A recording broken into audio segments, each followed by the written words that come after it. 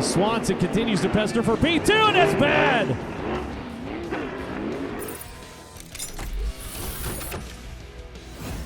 Hey race fans, this is Chet Christner with your Comp Cam's top 5 moments on FloRacing from this past week.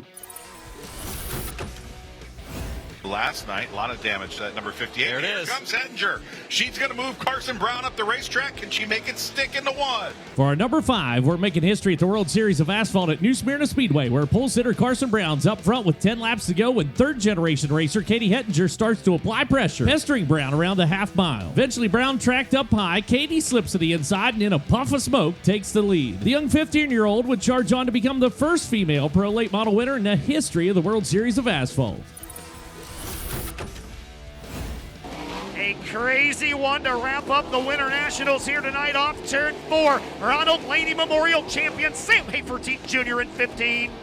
East Bay Raceway Park hosts our number 4, where King of the 360s heat race action's firing off, and defending King of the 360s champ Sam Hafertepe Jr. touches tires and is jounced into a jumble out of turn number 2. A less than stellar start to the week for Hafertepe. In Saturday's Ronald Laney Memorial, Hafertepe was running 5th when he blew a tire with 19 laps to go. Things would continue to get worse for Sam when Danny Martin Jr. bounced off the bottom right into the path of Hafertepe, sending Sam around. Despite all that, Hafertepe's timing was actually perfect, as every other car in the field would need to pit at least once, which meant Hafertepe was able to navigate his way back to the front and successfully defend his crown as King of the 360s.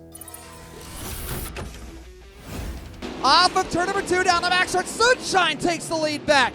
Tyler Courtney and Justin Peck once again an absolute heavyweight title bout, and Peck was right there. East Bay is also the home to our number 3, where the top 2 All-Star Circuit champion drivers from 2022 were at it again. In Monday's action, Tyler Courtney's up front and working lap traffic with Justin Peck hot on his heels. Courtney bobbles out of 2 and Peck attacks into 3, taking the lead from Sunshine. 4 laps to go and Sunshine rips the rim and motors past Peck, reclaiming the top spot. With that, Tyler would hang on to win his first race of the year. Night number 2, and it's deja vu all over again, but this time it's Justin Peck motoring around Courtney and into the lead. Peck would run it deep into 3, and Sunshine would corner around the core, slipping past Peck, but Justin would battle back into 1. Peck would again huck it into 3, and Courtney would again rotate the bottom, giving Courtney the advantage and the win to go back-to-back at the Bay. This time it is Hirschman getting the slight advantage coming off of turn number 4, heading into 1, contact between the 2. They both continue on. Number 2 is another duel spread out over 2 nights of racing, this time at New Smyrna Speedway during the World Series of Asphalt. Restart with 20 laps to go, and Wednesday's John Blewett III Memorial, and Patrick Emmerling gives the old application of persuasion to Matt Hirschman, taking him up the track before he powers off into the lead. Caution, however, would negate the pass and necessitate another restart. Emmerling would look to repeat the feat, but Hirschman says, "Fool me once, not twice," as he stabs the brakes, lets Emmerling drive on through, crosses him over, and then drives off into the proverbial sunset, taking the win. One night later, the 2 drivers would again square off on a restart, but this time with Hirschman on the inside. Hirschman was apparently handing out tastes of medicine, not sure whose, but the end result was Emmerling glancing off the front chute wall and Hirschman picking up his 4th straight win. In Victory Lane, however, the teams had some words to exchange. We as a team don't even know what he's talking about last night, that he owed me that and more. I watched the video, he never even was turning his wheels to the left in the middle of the corner, so I ended up in Pat's clam stand last night, so it wasn't happening tonight. Yeah, it would be, Spencer Speedway. He knows that. So I don't know if his memory is that short, but I don't know if he has memory problems, but yeah.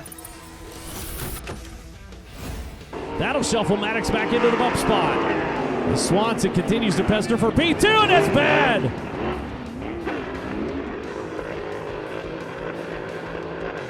And our number 1 happens with the Amsoil-USAC National Sprint Cars at Bubba Raceway Park, where Kevin Scoot Newton takes a wicked ride when he gets crossed up out of 4, climbs the wall, and becomes a whirling weapon of mass destruction. Kevin was okay, but apologetic after the incident. Hey, I'm sorry, Bubba, for taking your fence down. Bubba the Love Sponge is my favorite DJ of all times, but yeah, sorry, Bubba. Wasn't going to lift. I was going to make that transfer spot, and unfortunately, I think the wall won that race, at least between me and the car.